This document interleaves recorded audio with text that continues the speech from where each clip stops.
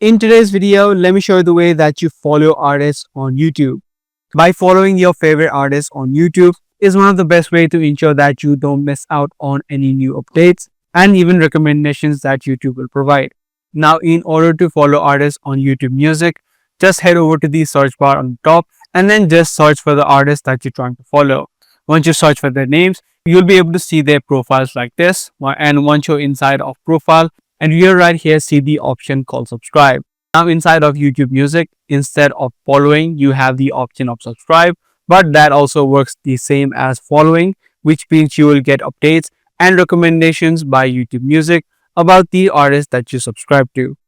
Once you follow an artist, their new music and albums will often appear on the home screen of YouTube Music on the recommendations tab. You can also always find the complete list of artists you follow inside of the library section. If you head over to the library section on the left hand side, it's going to show you all of the artists that you follow or have subscribed to inside of YouTube Music. So that's pretty much it on the way that you follow artists inside of YouTube Music. If this guide video was helpful to you, be sure to subscribe and also give this video a thumbs up.